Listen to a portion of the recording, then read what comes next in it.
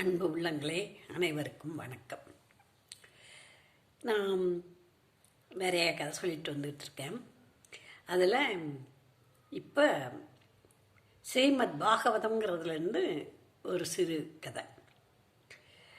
வேதவியாசர் வேதங்களை எல்லாம் வகுத்து முடித்திருந்தார். ஒரு நாள் அவர் நதிக்கரையோரம் உட்கார்ந்திருக்கையில் அவர் மனசு ரொம்ப என்னமோ ஒரு விதமாக இருந்துருது. நம்ம மனசே சரியில்லைன்னு சொல்லுவோம் இல்லையா, அதே மாதிரி அவருக்கு மனசே சரியில்லாமல் உட்கார்ந்துருந்தார், கவலையோடு உட்கார்ந்துருந்தார். அப்போது நாராயணா நாராயணா என்று சொல்லிக்கொண்டே நாரதர் வந்தார். வந்த உடனே வேதவியாசர் சாதாரணமாக வாருங்கள் நாரதரே வாருங்கள்னு சொன்னார். என்ன வேதவியாசர் எப்படி நம்ம அருமையாக ரொம்ப பரபரப்பாக இருப்பார், இன்னைக்கு ஏன் எப்படியோ இருக்காரு அப்படின்னு அவர் நினச்சிட்டு, நாரதரே ஏன் உங்கள் முகம் வாடி இருக்கிறது, ஏன் என்னவோ போல் இருக்கிறீர்கள் என்று கேட்டார். கேட்ட உடனே ஆமாம் நாரதரே, எனக்கு மனசே சரியில்லை, அதனால தான் இப்படி வந்து உட்கார்ந்துட்டேன் அப்படிங்கிறார். சொன்ன உடனே என்ன உங்களுக்கு மனசே சரியில்லையா, எத்தனை வேதங்கள் எத்தனை தர்மங்கள் ஒழுக்க நெறிகள் எல்லாம் வகுத்திருக்கிறீர்கள், உங்களுக்கு மனம் சரியில்லை என்று சொல்கிறீர்களே, இது நன்றாக இருக்கிறதா? இல்லை நாரதரே, எனக்கு ஏதோ போல் இருக்கிறது, மனசு சரியில்லாமல் இருக்கிறது, மனசே சரியில்லை, திருப்தியாகவே இல்லை, நான் சந்தோஷமாகவே இல்லை, இத்தனை செய்திருக்கிறோம் என்று எனக்கு மனசு ஒரு திருப்தி ஏற்படவில்லை, என்னவென்றே தெரியவில்லை. உங்களுக்கு முக்காலமும் தெரியுமே நாரதரே, உங்களுக்கு முக்காலமும் தெரியும் இல்லையா, எனக்கு ஏன் இப்படி இருக்கிறது என்று கொஞ்சம் யோசித்து சொல்லுங்கள் அப்படின்னு சொல்லிடுறார். சொன்ன உடனே நாரதர் சொல்றார், மகா முனிவரே தாங்கள் இப்படி சொல்லலாமா என்று சொல்லிவிட்டு கொஞ்சம் யோசிக்கிறார். யோசித்த உடனே அம்மா, நீங்கள் வேதங்கள் தர்ம நெறிகள் ஒழுக்க நெறிகள் எல்லாம் வகுத்துக்கிறீர்கள், ஆனால் பக்தியை பற்றி ஒன்றுமே சொல்லவில்லையே.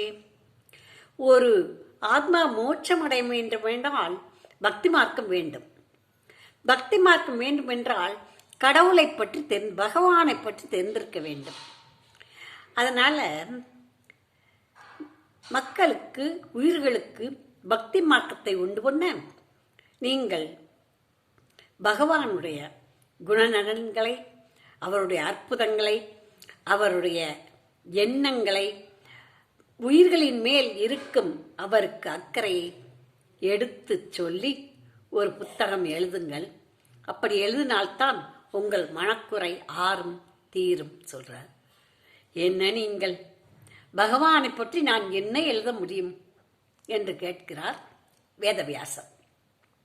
கேட்ட உடனே உமால் முடியும், உமக்கு அந்த தகுதி இருக்கிறது, நீர் எழுதலாம், எழுதுங்கள், நான் கூட எப்படி பக்தியாளனாக மாறினேன் சொல்றேன் கேளுங்க அப்படின்னு சொல்லிட்டு, போன கல்பகாலத்தில், கல்பகாலம்ங்கிறது 4 யுகங்கள் சேர்ந்து ஒரு கல்பகாலம், கல்பகாலம் முடிஞ்சு அடுத்தபடியும் திரேதாயுகம், கிரேதாயுகம், துவாரபாயுகம், இப்போ நடக்கிறது கலியுகம். துவாரபாயுகத்தில் தான் ராமாயணமும் மகாபாரதமும் நடந்திருக்கு. அந்த காலத்திலேயே அவர் பிறந்திருக்கார் நாரதர். இந்த கலியுகத்தில் இருக்கார், அவர் தான் எல்லா உலகம் சுத்தக்கூடிய சஞ்சாரியாச்சே, உலகமெல்லாம் போயிட்டு வரக்கூடிய சக்தியை கொடுத்துருக்காரு. அதனால் இப்போவும் எல்லா உலகத்துக்கும் போயிட்டு வந்துட்டு இருக்காரு. அதனால நாரதர் அந்த கதையை சொல்கிறார். நான் போன கல்ப காலத்தில் ஒரு அம்மாவுக்கு பையனாக மட்டும்தான் இருந்தேன், எனக்கு அப்பாவை பற்றி தெரியாது. அம்மா வேதியர்கள் வீட்டில் வெளி வேலை செய்கிற ஆளாக இருந்தாங்க. அப்படி இருக்கும்போது என்னை விவரம் தெரியாத காலத்தில் என்னை பார்த்துக்கிற ஆள் இல்லை, எங்கள் அம்மாவும் நானும் மட்டுமே இருந்தோம். அதனால் என்னையும் கூட்டிகிட்டே அந்த வீடுகளுக்கு வேலைக்கு போவாங்க. அப்படி போகும்போது என்னை உட்கார வச்சுட்டு முற்றத்தில் உட்கார வச்சுட்டு வேலை செய்வாங்க. அவங்க அம்மா அடுப்படியில் புறவாசலில் வேலை செய்வாங்க. அப்படி வேலை செய்யும்போது இந்த வேதியர்கள் உபவாசம் இருப்பார்கள், பஜனை பண்ணுவார்கள், ஹோமம் வளர்ப்பார்கள், யாகம் வளர்ப்பார்கள், கூட்டு பிரார்த்தனை பண்ணுவார்கள். இதுக்கெல்லாம் பூஜை செய்வார்கள். பகவானுடைய சிற்பங்கள் இருக்கும், அதுக்கெல்லாம் செய்வாங்க. அப்படி செய்யும்போது இந்த விஷ்ணு பகவானை வச்சு சிற்பம் இருக்கும். அதுக்கு வேண்டிய பூஜையெல்லாம் பண்ணும்போது என்னட்ட, தம்பி அந்த பூவை எடுத்துட்டு வா, அந்த உத்தரணி எடு, அந்த சொம்பில் ஜலம் கொண்டு வா அப்படின்னு சொல்லுவாங்க. இப்படி சின்ன சின்ன வேலைகள் சொல்லுவாங்க, நான் செய்வேன். அது மட்டும் இல்லாமல் அவங்க பஜனை பண்ணுவாங்க இல்லையா, அப்போ இந்த நாராயணா நாராயணான்னு சொல்லுவாங்க. அது என் மனசில் நல்லா பதிஞ்சிருச்சு. அந்த விஷ்ணுவனுடைய உருவமும் என் மனசில் பதிஞ்சிக்கிடுச்சு, அவங்க வச்சிருந்த உருவமும். அதனால நான் என் நேரம் நாராயணா நாராயணான்னு அவங்க சொன்னது என் மனசில் பதிஞ்சதுனால நான் சொல்லிக்கிட்டே இருந்தேன். அதை நான் பக்தியோடு சொன்னேன்னு சொல்ல முடியாது, அதான் நான் சொல்லிக்கிட்டே இருந்தேன். மனசில் பதிஞ்சது நான் சொல்லிக்கிட்டே இருந்தேன். அப்படி இருக்கையில் ஒரு நாள் அம்மா பால் சட்டி எடுத்துட்டு பராசல் போய் பசுவில் பால் கறக்க போனாங்க. அங்கே பாம்பு கடிச்சு இறந்து போனாங்க. எனக்கு அது என்னன்னு கூட தெரியல, விவரம் தெரியாத காலமாக தான் இருந்தது. இறந்த உடனே அவங்களும் எவ்வளவோ வைத்தியம் பார்த்தாங்க, பின்னர் அடக்கம் பண்ணிட்டாங்க. நான் அடக்கம் பண்ண இடத்துலேருந்து அப்படியே நான் கால் போன போக்கில் வடக்க வாக்கி நடந்தே வந்துட்டேன். இது எந்த ஊரில் நடந்தது, எந்த இடத்துல நடந்ததுன்னு கூட எனக்கு தெரியாது. காடு மேடு மலை ஆறு குளம் ஏரி நகரம் பட்டினம் கிராமம் எல்லாம் கடந்து வந்தேன். அங்கங்கே கிடைக்கிறத சாப்பிட்டுக்கிட்டு நான் பாட்டுக்கு நாராயணா நாராயணான்னு சொல்லிக்கிட்டே தான் வந்தேன். ஒரு நதி இருந்தது காட்டில், பெரிய காட்டில். அந்த நதியில் நான் குளிச்சுட்டு தண்ணியை பார்த்த உடனே குளிக்கணும்னு தோணுச்சு. இது எத்தனை ஆண்டு ஆயிடுச்சு, எத்தனை வருஷம் ஆயிடுச்சு, அது எல்லாமே எனக்கு தெரியாது. ஏதோ நான் கால் போன போக்கில் வடக்கு நோக்கி நடந்துக்கிட்டே தான் இருந்தேன். அங்கே நதியில் குளிச்சுட்டு அப்படியேவும் ஒரு அரச மரம் இருந்தது. அந்த அரச மரத்தையில் உட்காந்து கண்ணை மூடி நாராயணான்னு சொன்னேன். அப்படி சொல்லிக்கிட்டு இருக்கும் பொழுது அங்கே வேதியர் வீட்டில் பார்த்தனே விஷ்ணு சிற்பம் சிலை, அது மாதிரி ஒரு உருவம் பெருசாக தெரிஞ்சுது. அந்த நாராயணனே என் கண் முன்னால் ஒரு நிமிஷம் கூட இருக்காது, அப்படியே கண்ணுக்கு முன்னால் தெரிஞ்சாரு.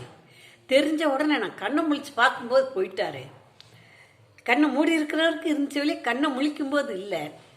நான் நாராயணா நாராயணா நாராயணான்னு சொல்லி நான் எல்லாம் தேடினேன், பக்கமெல்லாம் தேடினேன், சுற்றி சுற்றி தேடினேன். கண்ணுக்கு கிடைக்கல, கண்ணால் நான் பார்க்க முடியலை. அப்போது நான் அழுக ஆரம்பிச்சிட்டேன். ஐயோ நாராயணா, நான் உன்னை பார்க்க முடியலையே, நாராயணா நான் உன்னை பார்க்க முடியலையேன்னு அழுக ஆரம்பிச்சிட்டேன்.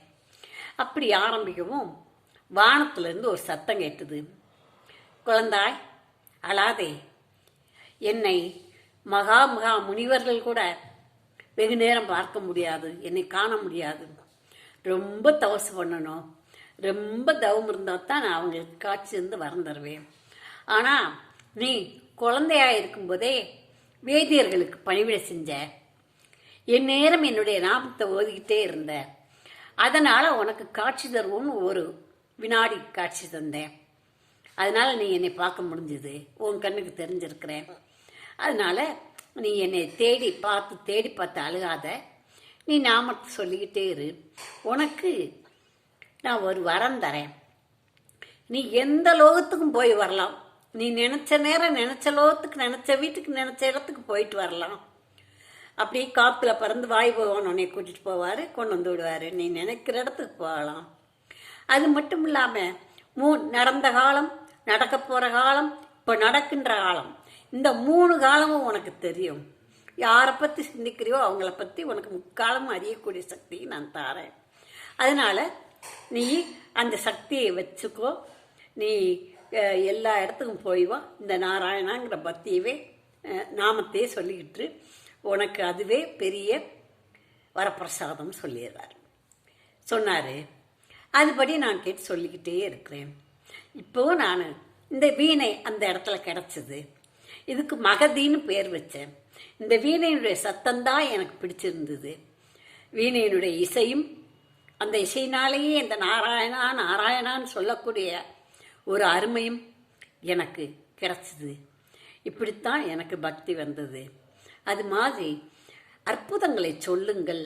அந்த அந்த பகவத் கதைகளையெல்லாம் சொல்லுங்கள். பகவானின் அற்புதங்களை எல்லாம் எடுத்து சொல்லுங்கள். அவரின் உயிர்கள் மேல் வைத்திருக்கிற அன்பை எடுத்து சொல்லுங்கள், கரிசனத்தை எடுத்து சொல்லுங்கள் என்று அந்த வியாசரிடம் சொன்னார் இந்த நாரதர். இதே போல நீங்கள் கதையை எழுதுங்கள் என்று சொன்னார். அதன் பின்னர் தான் வேதவியாசர் ராமாயணம், மகாபாரதம், ஸ்ரீமத் பாகவதம் என்ற புத்தகங்களை எல்லாம் எழுதினதாக புராணங்கள் சொல்கின்றன. இதை அனைவரும் ஸ்ரீமத் பாகவதம் படித்தாலே நிறைய எல்லா புராணங்களையும் படித்த மாதிரி எல்லாமே அதில் இருக்குது. பெரிய பெரிய புஸ்தகங்கள் தான் வாங்கி படிக்கணும்ல. ஸ்ரீமத் பாகவதம் சின்ன புஸ்தகமும் கிடைக்கும். குறைஞ்சது 300 ரூபா இருக்கும். அதை படிக்க நேரம் இல்லைங்கிறக்காகத்தான் நான் இந்த கதைகளை சொல்கிறேன். இது கூட நான் இதுக்கு முன்னால் சொல்லியிருந்த கஜேந்திர மோட்சம், அந்த மோட்சத்தில் வந்த கஜேந்திர மோட்சத்தில் வந்த அந்த முதலையின் கதை, இப்போ இந்த நாரதர் கதை, இதெல்லாம் ஸ்ரீமத் பாகவதத்துலேருந்து தான் எடுத்து சொல்லியிருக்கிறேன். நான் படித்து பார்த்துட்டு இது மாதிரி கதைகளை கேட்கணும்னா கேட்டவங்களுக்கு நல்லது. பெற்றோர்கள் பெரியவர்கள் கேட்டு குழந்தைகளுக்கு சொல்லுங்கள். ஏன்னா குழந்தைகளுக்கு நான் சொல்கிறது அவங்களுக்கு இந்த பாட்டி என்ன சொல்ல போகிறான்னு நினைப்பாங்க. பெரியவங்க புரிஞ்சு அதை குழந்தைகளுக்கு சொல்லுங்கள். என்னுடைய கதைகளை கேட்கணும்னு சொன்னால் மதுரை விசாலாட்சி ஆட்சி என்று பதிவிடுங்கள். அதில் வரும் திருவிளையாடல் புராணத்திலிருந்து. ஏன்னா நான் மதுரை, அதனால முதல்ல திருவிளையாடல் புராணத்தை சொல்லுவோம்னு சொன்னேன். நமக்கு இருக்கிற காலம் எவ்வளவோ, அதனால் முதல்ல மதுரை பற்றி சொல்லுவோம்னு சொல்லி மதுரையிலிருந்து திருவிளையாடல் புராணத்தில் ஆரம்பித்து இப்போ பெரிய புராணம், விநாயகர் புராணம், ராமாயணம், இப்போது ஸ்ரீமத் பாகவதமும் சேர்த்து சொல்லிக்கிட்டு இருக்கேன். எல்லா கதையிலையும் கேளுங்க, குழந்தைகளுக்கு சொல்லுங்கள். நீங்களும் புத்தகம் கிடைச்சா படித்து பார்த்து அந்த கதைகளையும் சொல்லுங்கள். குழந்தைகளை பக்தியோடு வளர்க்கணும்னு சொல்லுங்கள். எந்த நாத்திகருக்கும் சரி கடவுளுடைய அருள் எப்போவாவது ஒருக்கா கிடச்சிருக்கும். ஒரு அற்புதம் நடந்திருக்கும் வாழ்க்கையில். அற்புதம் இல்லாத வாழ்க்கையே இருந்திருக்காது நிச்சயமா. கடவுளுடைய அருளோடு அது நடக்குது. ஒவ்வொருத்தரும் கடவுளை நம்பி அந்த பக்தியை நிலைநாட்டுங்கள், பக்தியை மக்களுக்கு ஊட்டுங்கள். அப்பொழுதுதான் அவர்கள் வாழ்க்கை நல்ல முறையில் அமையும் என்று சொல்லி குழந்தைகளுடைய வாழ்க்கை வளர்ப்பு சரியாக இருக்கும். உண்மையாக ஒழுக்க நெறியாக இருப்பார்கள். பக்தியோடு வளர்க்க வேண்டும், அவர்களை பண்போடு வளர்க்க வேண்டும். நம் பாரத நாட்டின் பெருமையை, பாரத நாட்டின் பண்பாட்டை ஆண் பிள்ளையாகட்டும் பெண் பிள்ளையாகட்டும் பையனாகட்டும் பெண்ணாகட்டும் பண்பாட்டை தவற விடாமல் காத்து நல்லபடியாக ஆன்மீக நாட்டை, இந்த பாரத நாட்டை, பெருமை மிக்க இந்த நாட்டின் பண்பாடுகளை பழக்குங்கள், சொல்லித்தாருங்கள். நன்றி, வணக்கம்.